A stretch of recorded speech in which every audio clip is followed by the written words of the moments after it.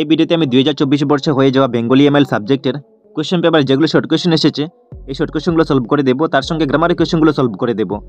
আর আরেকটি ইম্পর্টেন্ট কথা, যারা আমার বেঙ্গলি এমএল সাবজেক্টের ভিডিওগুলো ফলো করেছিলে এবং যারা আমার বেঙ্গলি এমএল সাবজেক্টের পেইড কোর্স বাই করেছিলে তাদের 100% কোয়েশ্চেন পেপারের কোয়েশ্চেনগুলো কমন এসেছে। সো আমার কষ্ট সার্থক হলো। এই চ্যানেলে 68.8% স্টুডেন্ট চ্যানেলটি সাবস্ক্রাইব না করে ভিডিওগুলো দেখে নেয়। সেটি কিন্তু অনেক দুঃখের বিষয়, কারণ একটি ভিডিও বানাতে অনেক কষ্ট এবং সময়ের প্রয়োজন। তো তোমরা চ্যানেলটিকে সাবস্ক্রাইব করবে এবং বেল আইকনে প্রেস করে রাখবে লেটেস্ট ভিডিওগুলো সবার আগে পাওয়ার জন্য। সো এই কোয়েশ্চেন পেপারের কোয়েশ্চেন নাম্বার 1 দেওয়া ছিল অর্থ লেখ মানে শব্দার্থ। সো প্রথমে দেওয়া আছে শকট অথবা মধুকর, মানে ক নম্বরে দেওয়া আছে শকট অথবা মধুকর। সো শকটের শব্দার্থ হবে গাড়ি এবং মধুকরের শব্দার্থ হবে মৌমাছি। এবং নেক্সটে খ নম্বরে দেওয়া আছে যে মুফাসসল অথবা হৈদ্যত।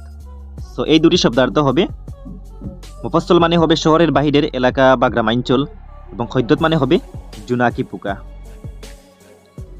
নেক্সট হলো কোয়েশ্চেন নাম্বার 2 এবং এই কোয়েশ্চেন নাম্বারের মধ্যে শর্ট কোয়েশ্চেনগুলো দেওয়া আছে এবং তোমাদেরকে যে কোনো 10টি কোয়েশ্চেনের আনসার করতে হয়েছে।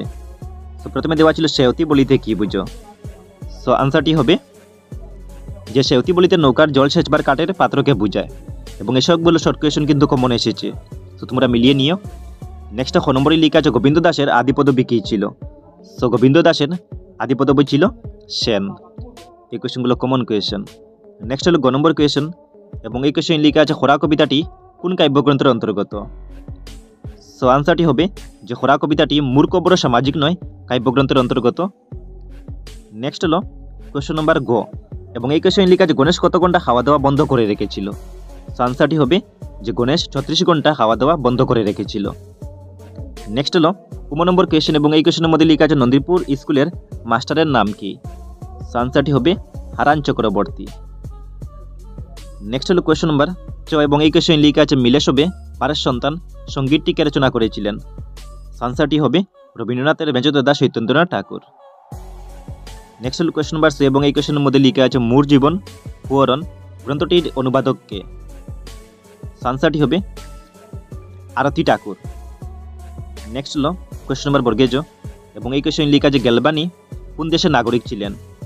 সো আনসারটি হবে ইটালি দেশের।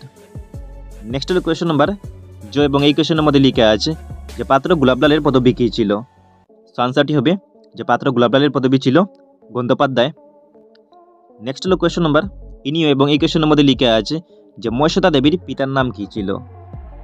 সো আনসারটি হবে মনীষ ঘটক। নেক্সটের প্রশ্ন লেখা আছে যে গম্ভীরা বাংলার কোন অঞ্চলে প্রচলিত। সো আনসারটি হবে বাংলা পশ্চিমবঙ্গের মালদহ জেলায় প্রচলিত। তারপরে কোয়েশ্চেন লেখা আছে যে মাইকেল মধুসূদনের একটি বিখ্যাত কাব্যের নাম কি হবে। সো কাব্যটির নাম হবে মেঘনাদ বধ। তারপরে কোয়েশ্চেন লেখা আছে মনোবিজ্ঞান বলিতে কি বুঝো। সো আনসারটি হবে যে মনের প্রকৃতি সম্বন্ধীয় বিজ্ঞানকে মনোবিজ্ঞান বলে।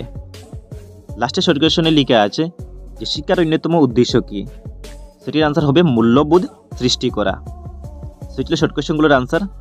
এবং নেক্সট কোয়েশ্চন নাম্বার 3 মধ্যে 2 মার্কসের কোয়েশ্চনগুলো দেওয়া ছিল। এই কোয়েশ্চনগুলো কমন কোয়েশ্চন, তোমরা মিলিয়ে নিও। নেক্সটে দেওয়া ছিল টিকা লিখো, এগুলো কমন কোয়েশ্চন। তারপর কোয়েশ্চন নাম্বার 5 এর মধ্যে সংক্ষিপ্ত প্রশ্নোত্তরগুলো দেওয়া ছিল 3 মার্কসের জন্য, এগুলো কমন কোয়েশ্চন। নেক্সট হলো কোয়েশ্চন নাম্বার 6 এবং এই কোয়েশ্চনের মধ্যে পদ্যাংশ সেকশনের 3 মার্কসের কোয়েশ্চনগুলো দেওয়া ছিল, সো এগুলো কমন কোয়েশ্চন। নেক্সট ছিল প্রবন্ধ সেকশনের কোয়েশ্চনগুলো, সেখান থেকে যেগুলো কোয়েশ্চন আমি তোমাদেরকে কমন দিয়েছিলাম এগুলো কমন এসেছে।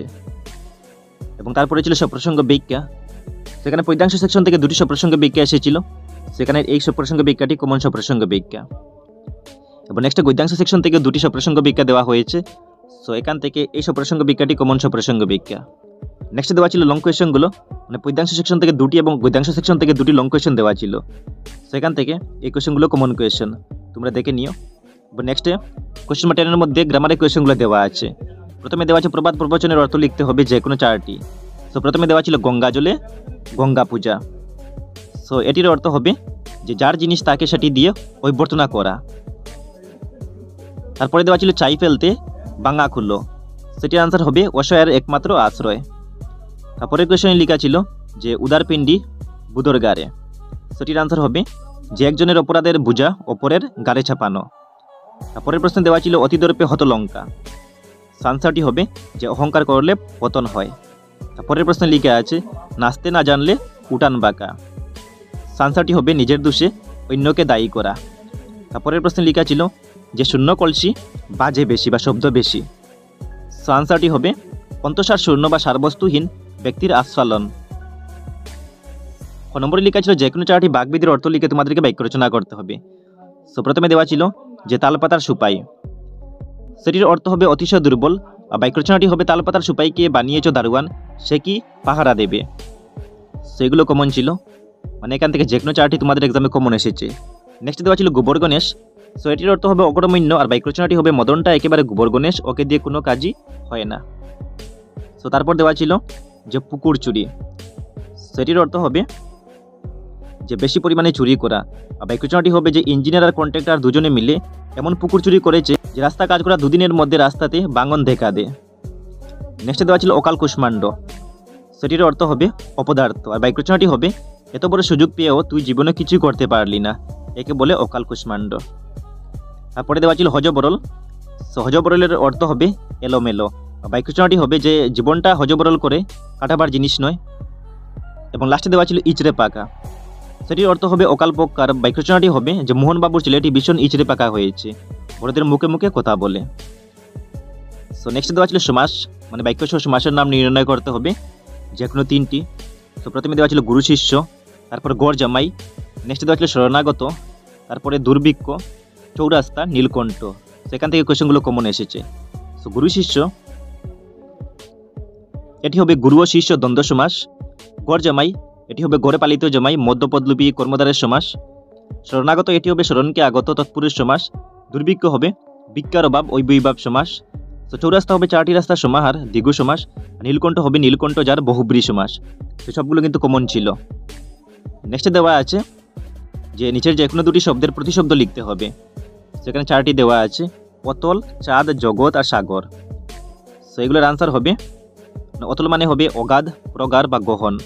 চাঁদ হবে চন্দ্র, শশী, ইন্দ্রিমা, শশধর, শশাঙ্ক, সুধাংশু। সো এগুলো দেওয়া আছে, যে কোনো 2টি লিখলেই হবে।